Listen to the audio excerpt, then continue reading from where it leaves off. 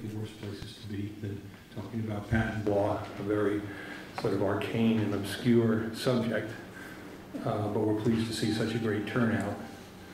As you know, S-23, which was originally called Patent Reform Act of 2011, has been renamed the American Invents Act, passed the Senate in March. It passed House Judiciary April 15th, I believe, and is awaiting floor action. There are many groups opposed to this bill, and well, the two bills, they haven't been reconciled, obviously, and have been opposed for many years. I myself have been fighting. Hey, Tony, I wonder if we could just shut the door so the elevator isn't constantly dinging. Thank you. Have been working on this issue since 1993. In joining the WTO, which we did in 1994, we were required to make certain changes to our patent system. We had a bill in 1999 that did some unfortunate things, and in terms of having us, quote, harmonize with the European and Japanese systems. These are inferior systems. They are dominated by large market incumbents, and the systems are set up so those market incumbents, these large multinational corporations, do not suffer market disruption from small entity inventors, from startup firms, changing the whole shape of the market and taking away their dominant market position. And that's pretty much the case here. Our panel will speak to this and other issues. This is a bill essentially written for the convenience of multinational corporations, big pharma, big IT, and big banks in Section 18. So it has many problems. It's special interest legislation. It is unconstitutional in several different respects. You're all aware, I hope, that there is a letter to the Rules Committee that is being circulated by Representative Rohrabacher and Kapter's offices, and it's in the form of a dear colleague. The underlying letter asks rules for a debate on the constitutionality of this issue.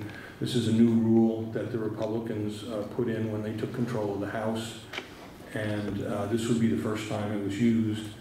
The letter needs 50 signatures. We are well above 50. We would encourage you, if we are persuasive this morning, to get your bosses to sign on that letter. You should deal with some people over here, John Brodke with Representative Kapter and Tony DeToro with Representative Rohrabacher, to get your bosses on that letter.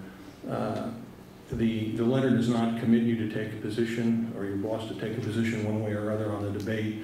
It simply asks for a constitutional debate so that these issues can be vetted. As you know, in the 2010 election, there are many in this country who wanted a more constitutional approach to government, and essentially that's what this letter does. It brings out these issues. They'll be debated on the House floor. So I would urge you to get your bosses on that letter if at all possible. We have 4 presenters this morning. They'll each speak for about 8 to 10 minutes, and then we'll open the floor for questions, and I hope we have some good questions. We all know that patent law is a my eyes glaze over type of issue, which I think is why the bill is more or less fast-tracked through the Congress, because most members, frankly, and staff don't know the issues. The lady markup in the Senate took 58 minutes. So a bill that's about to change the entire U.S. economy, the entire innovation ecosystem, in my opinion, deserves more than 58 minutes. And that's what we're doing with. I mean, if there is an upside to this bill, there's some harmonization with Europe and Japan. There are some procedures that make it easier for large market incumbents to infringe, et cetera. But the downside risk is that we kill the source of new jobs in our economy. The startups, the so-called gazelles, the firms that are out 3 to 5 years, who are creating all is an exaggeration, but well over 60% of the new jobs in our economy. Whereas the multinationals have outsourced jobs and haven't created one net new job in our economy in the last 25 years. So that's something to bear in mind. There's also a special provision for the banks which invalidates patents that have already, not only already been granted, but have been through review after grant, and have been litigated and upheld in court. And Section 18 would wipe those out, and you and I as taxpayers, because this is a government taking, will pay through the general fund in the Treasury. So the big banks don't have to pay royalties, you and I have to pay them for them. And we'll get into that a bit. We have 4 presenters. Let me introduce the first. Jonathan Massey of Massey & Gale. He's a constitutional expert. He has clerked for Justice Brennan on the Supreme Court and Judge Mikva on the Court of Appeals. So you can see we have, and then immediately following him is Adam Massoff, who is a patent scholar in relation to the Constitution. He's on the Executive Committee, Intellectual Property Committee of the Federalist Society. He's also a George Mason law professor. But this is not a left-right issue. We have people from both the left and the right.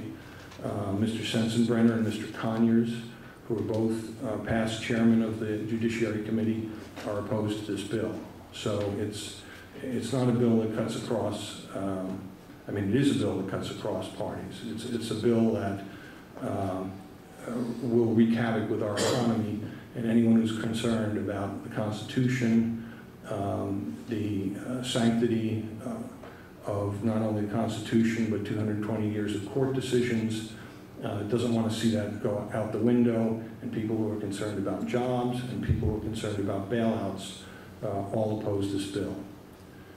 So with that, I will turn things over to Jonathan Massey to talk about the constitutional aspects of the bill, Section 18, the bank bailout, and some of the job creation aspects of the bill.